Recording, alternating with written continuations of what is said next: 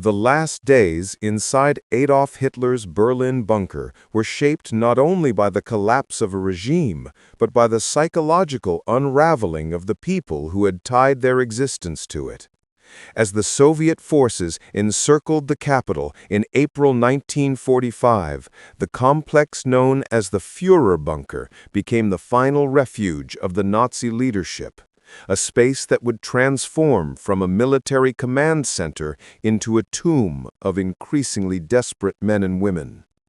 To understand what really happened inside Hitler's bunker, it is necessary to strip away the mythology, the exaggerations, and the post-war rumors, and instead reconstruct the physical environment, the mental state of its occupants, and the sequence of decisions that culminated in the end of the Third Reich.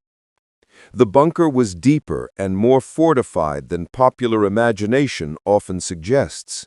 Located beneath the old Reich Chancellery Garden, it consisted of two connected shelters, the Führerbunker above and the lower Führerbunker below, the latter designed to withstand the most intense bombardment.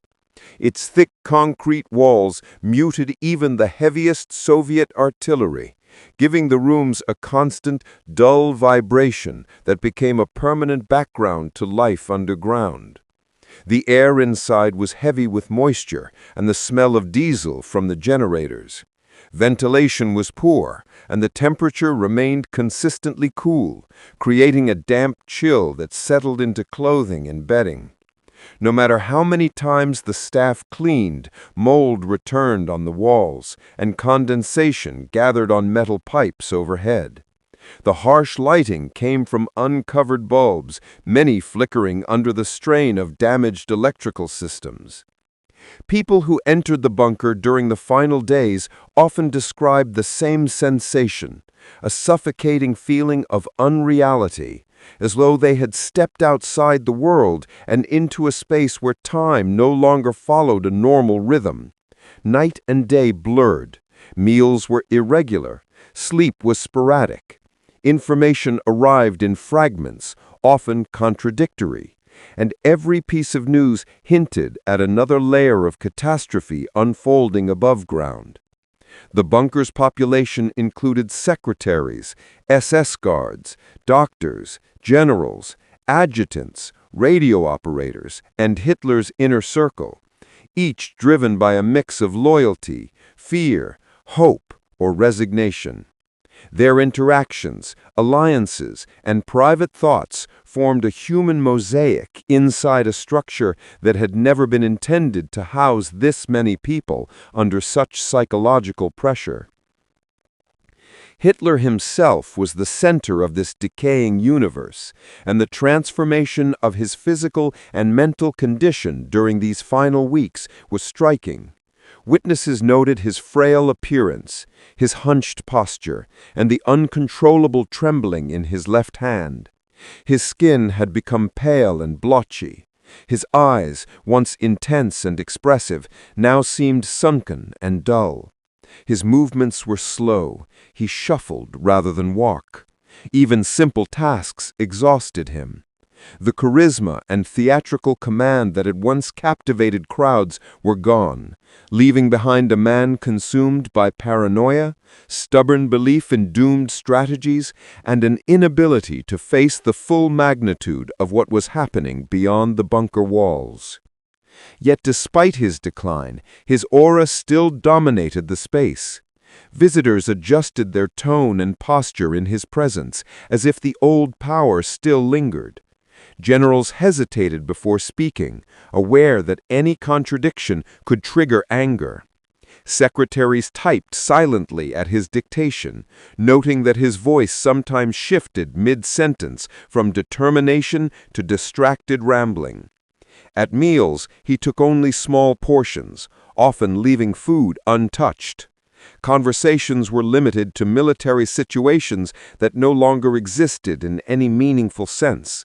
He clung to the idea of imaginary counterattacks by armies that had been destroyed or were in full retreat. Reports of encircled divisions were met with demands for impossible maneuvers.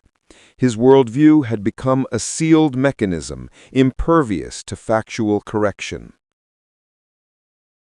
The bunker's atmosphere grew more oppressive each day, as the reality of the Soviet advance became undeniable.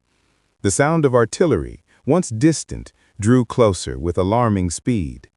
The ground above the bunker shook repeatedly, sometimes hard enough to knock items off tables or cause plaster to fall from ceilings.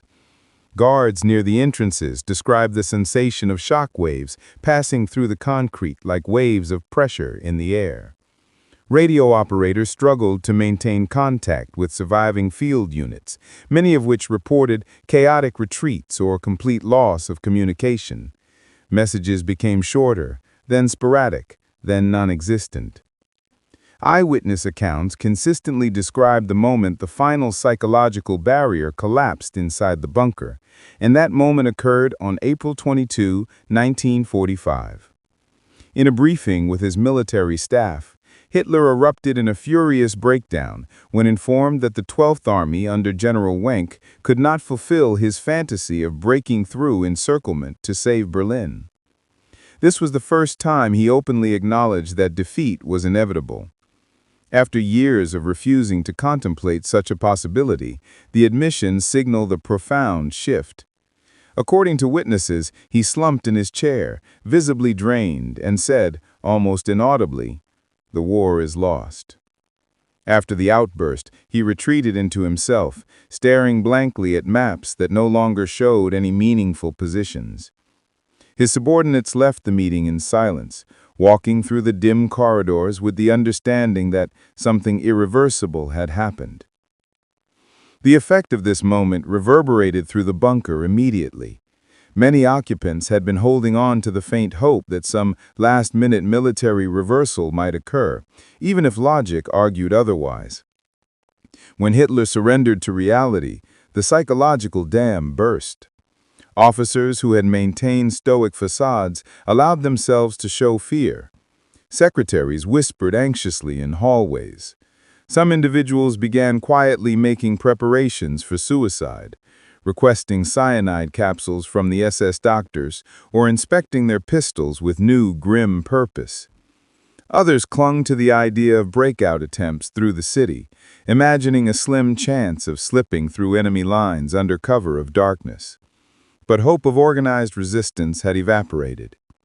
Eva Braun, who had joined Hitler in the bunker against the advice of many, maintained an almost unnatural composure. Witnesses describe her as cheerful, tidy, and polite, seemingly determined to keep up the appearance of normal life despite the chaos. She wore her hair carefully styled, dressed neatly, and even attempted to bring small comforts, such as arranging flowers or listening to music on a gramophone. To some occupants, her behavior was admirable evidence of loyalty. To others, it felt strangely disconnected from the enormity of what was happening. Nevertheless, she remained one of the most stable personalities in the bunker, offering gentle support to Hitler and refusing every opportunity to flee Berlin.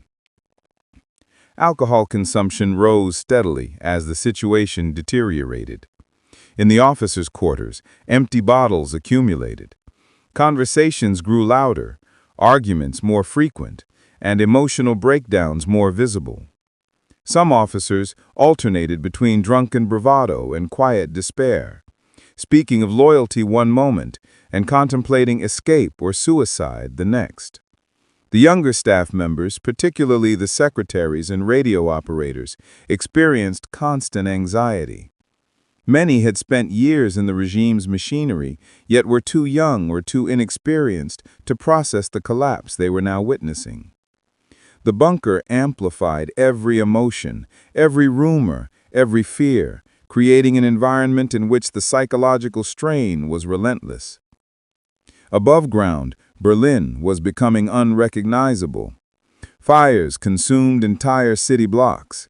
Civilians moved through rubble-filled streets in dazed awns, seeking shelter or water. Buildings collapsed after direct artillery hits, sending clouds of dust into the sky. German defenders, many of them teenagers or elderly men from the Volkssturm, fought desperate battles at intersections, often with little more than rifles and hand grenades. Ammunition was scarce. Medical supplies were nearly non-existent. Soviet troops advanced steadily, block by block, using overwhelming firepower to crush pockets of resistance. Reports of atrocity circulated rapidly, fueling panic among the bunker's occupants and intensifying their sense of encirclement. Inside the bunker, Hitler issued a final series of orders that reflected his dissociation from the situation.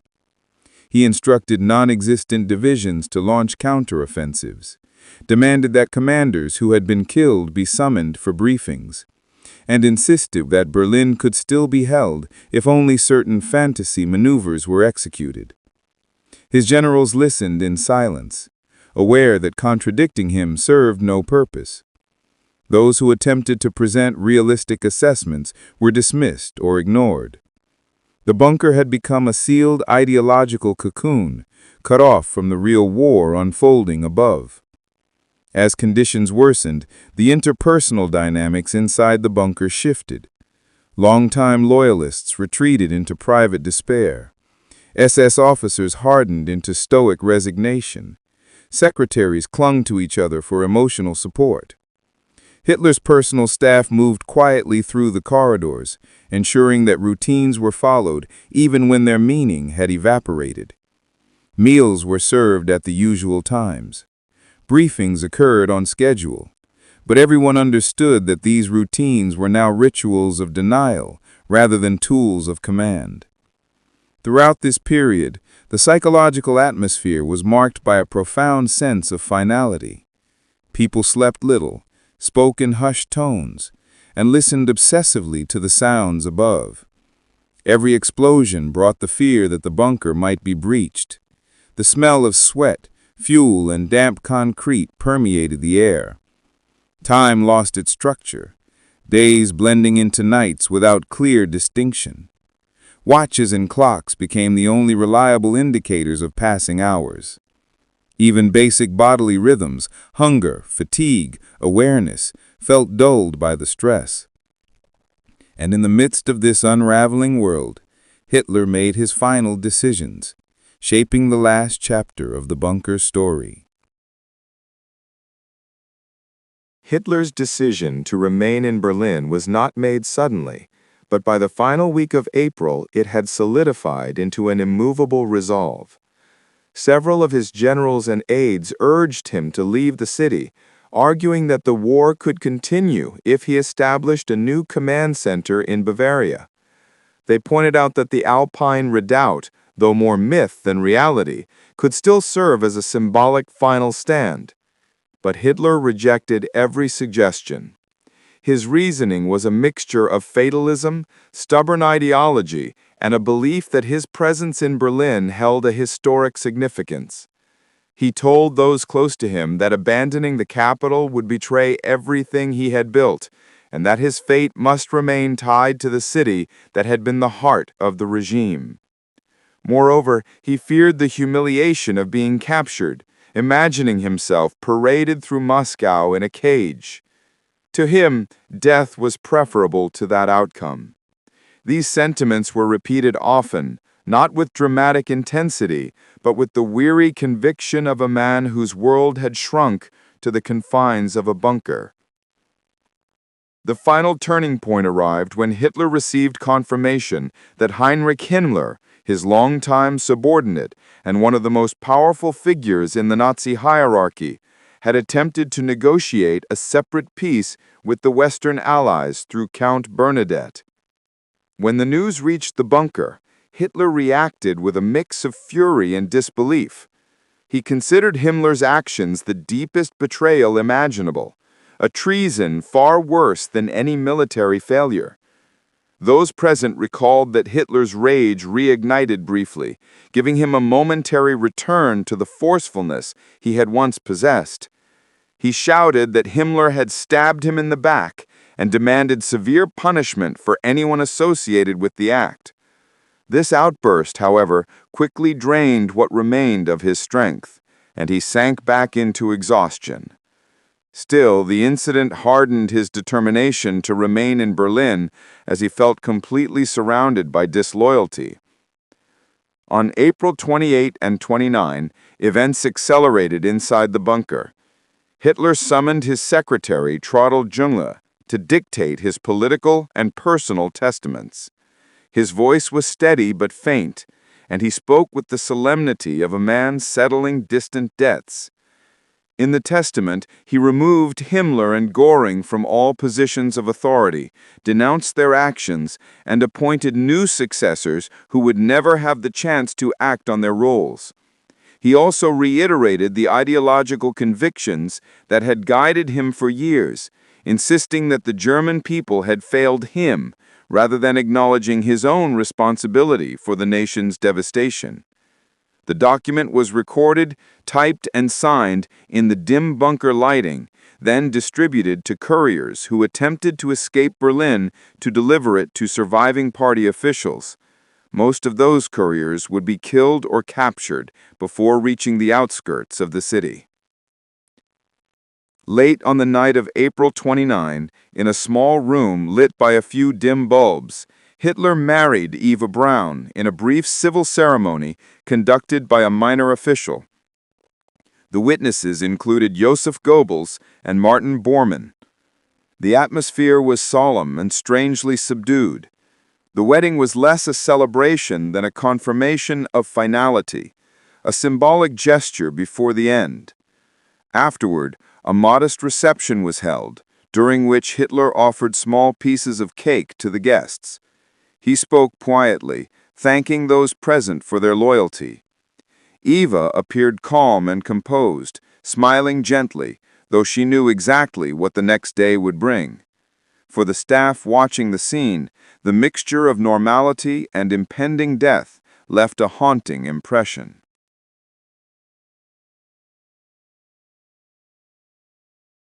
Throughout the night, the sound of Soviet artillery grew more intense. Bursts of machine gun fire could be heard from streets only a few hundred meters away. Reports arriving from the front indicated that Soviet troops were closing in on the Reichstag and the government district. Flames illuminated the sky outside. The entire city center was collapsing in real time. In the early hours of April 30, Hitler held what would be his final briefing. His generals presented the latest tactical situation, though by then the information was essentially meaningless. Soviet forces had overrun key defenses, and German units were surrendering or retreating in disorganized groups. Hitler listened silently, asked a few brief questions, then dismissed everyone except for a small handful of aides. Shortly after the briefing, Hitler made his final arrangements. He met with Goebbels, who declared that he and his family would remain in the bunker and share the fate of the Führer. Hitler accepted this without comment. He then gave instructions regarding his body, insisting that he must not fall into Soviet hands. He ordered that his corpse be burned immediately after his death. This instruction was repeated multiple times, reflecting his deep fear of post-mortem humiliation. His adjutants, including Otto Günsche, assured him that the order would be carried out. The atmosphere in the bunker shifted after these conversations. People moved quietly, speaking in low tones. Secretaries cried softly in corners. Guards stood rigidly at their posts, avoiding eye contact. Everyone understood that the final moment was approaching. Around midday, Hitler sat down for his last meal, a simple vegetarian lunch prepared by his cook. He ate only a few bites, barely speaking. Eva Braun sat beside him, offering small smiles and gentle touches, trying to ease the tension. After the meal, they withdrew to Hitler's private quarters. A heavy silence descended over the bunker as the door closed behind them. Those waiting outside heard no sound from inside the room. Minutes passed, then more minutes, each one stretching unbearably. Eventually, there was a sharp noise, a sound that witnesses later described variously as a crack, a muffled shot, or a loud pop. Everyone in the corridor froze. Two aides, Gunsche and Lynch, hesitated for a moment, then entered the room. Inside, they found Hitler slumped on a sofa, a pistol still in his hand. Eva Braun lay beside him, having taken cyanide. The smell of burnt powder hung faintly in the air.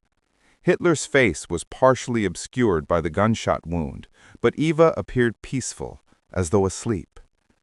The aides worked quickly, following the instructions they had received.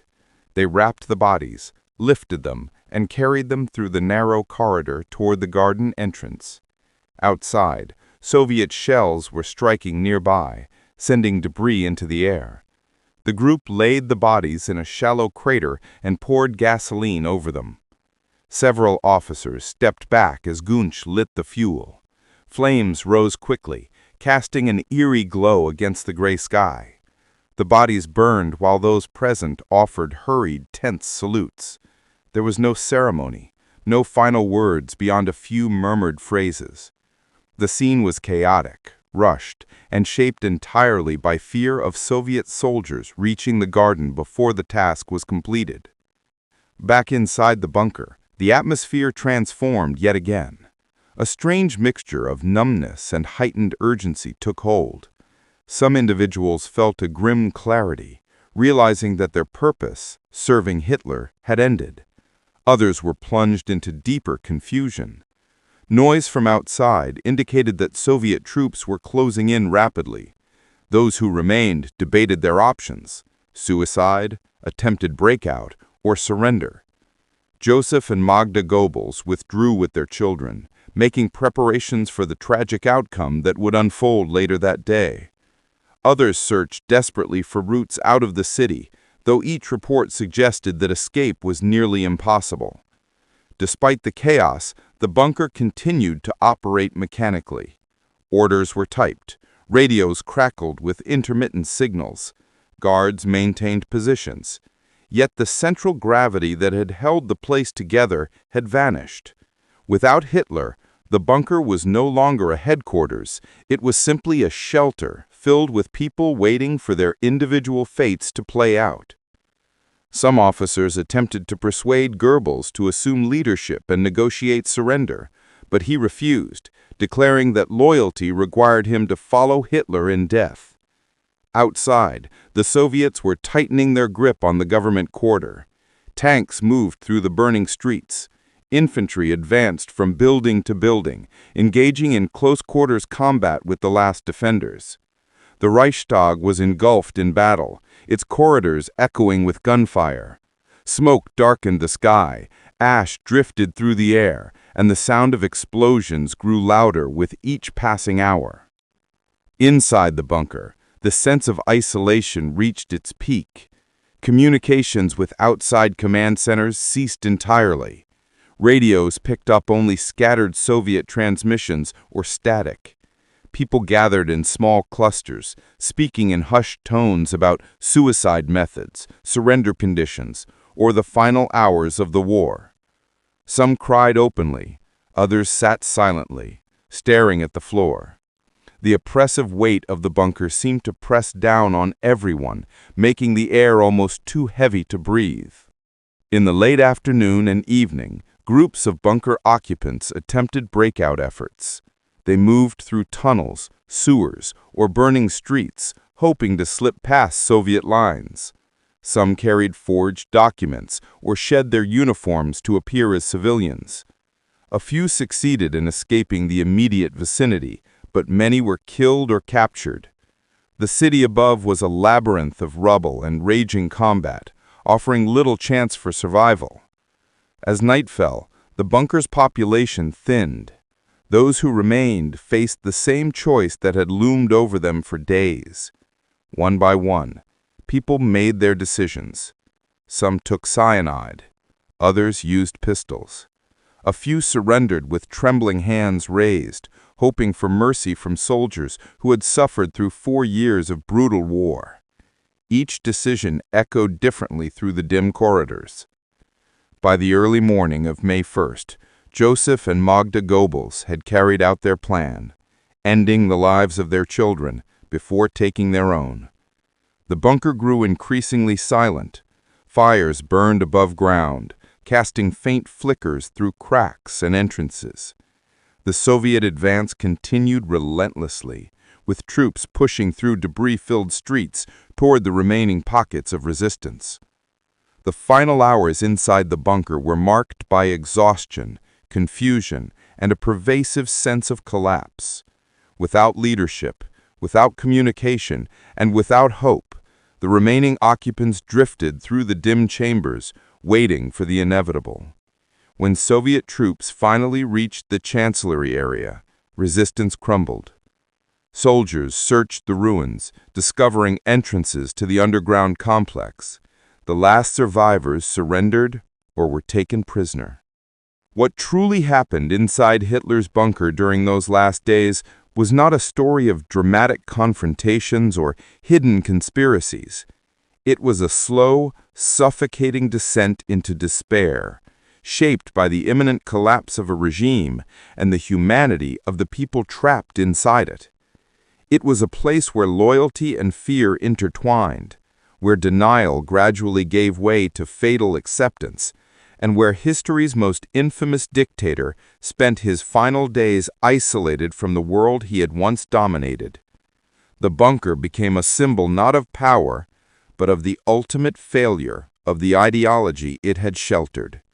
And when it finally fell silent, it marked not only the end of a war, but the end of an era defined by destruction on an unprecedented scale.